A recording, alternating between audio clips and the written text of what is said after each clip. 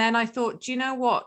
You needed to do what you needed to do to get you through that time. And it wasn't all bad. You know, I did learn to tow the caravan, because that's what Simon did. And the girls and I went on caravan trips. We had some lovely holidays. We had some lovely moments together. Like I said, we went to Lapland, we went to Disney World. I did that on my own with them at Christmas one year, again, because I couldn't cope with Christmas in the year. So I was like, right, let's just get away. Yeah. But it was lovely, you know, and we did have some really lovely moments. I was still surrounded by amazing people. I decided not to go back to work.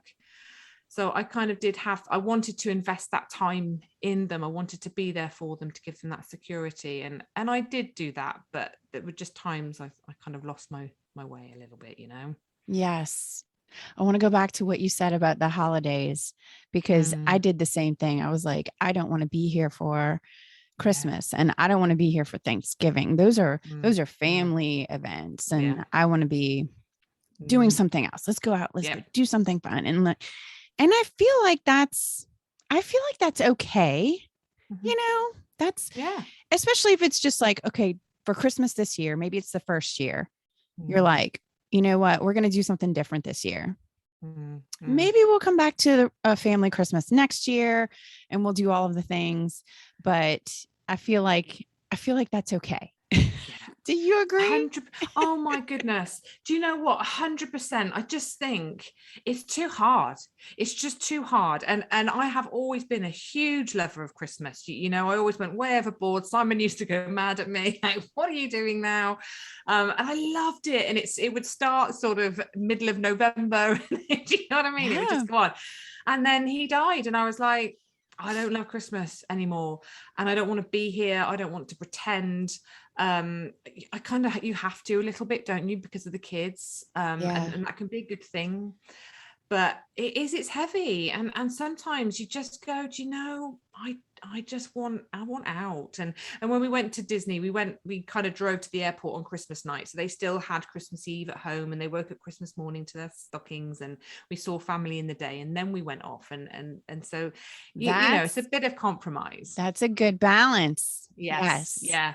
And it worked. It worked, and it worked well. But I think, you know, you've got to do what you've got to do, haven't you? Yeah. You know, and sometimes it's just too hard and it's too painful to sit in it.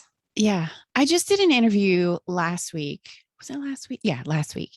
And we were talking about how this is such a struggle for widowed moms, is because, you know, we have to think about our kids. We know that. But at the same time, we have to think about what is going to help us get through. So it's like we are pulled in these two different directions sometimes. Like with the Christmas thing, you know, if you can't be in your house for Christmas and you know, it's too much on you as the mom, how do we make that choice? You know, what we're going to do? What are we going to put first, ourselves or the kids? It's tough. It's really, really hard. It's really hard. And I'm a big one for communication. You know, I think we underestimate children a lot, and I think we keep a lot from them, and you know, it has to be age appropriate, the communication you're having with them, but they're very perceptive kids. They know stuff. They know when you're not dealing with things well. They know when you're finding it heavy and you're sad and life's not going so great for you.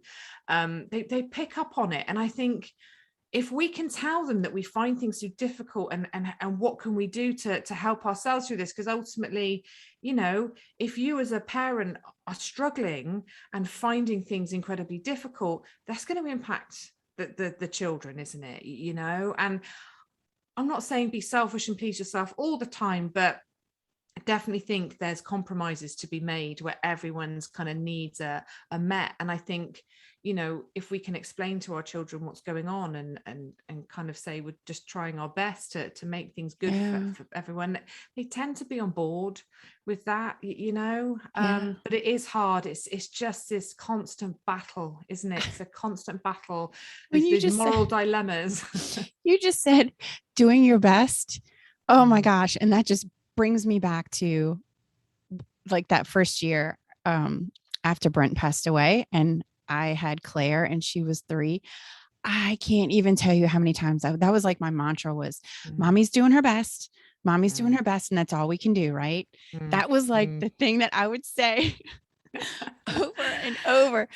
We're doing our best. Mommy's doing her best. And that's all we can do is do our Yeah, best. Right. Like yeah, I would say those words. You just like brought me back to that, yeah. because I feel like every day was like, I was saying that, Mm, and it was every day was some kind of other struggle or something. I mean, mm. oh man. Yeah, definitely. And I think saying to them, I don't understand this either. Like we're all in this place that none of us have kind of figured out yet, and I might not always get it right, but I Yeah. am doing my best, and I'm just trying Doing to my make best. this as good as I can for us under the circumstances, and just owning that you don't know what you're doing either. I think sometimes they Yeah. look to us, don't they, for all the answers, and it's okay to kind of go, I don't I have don't them. know. I don't have them. I'm just figuring this out somehow.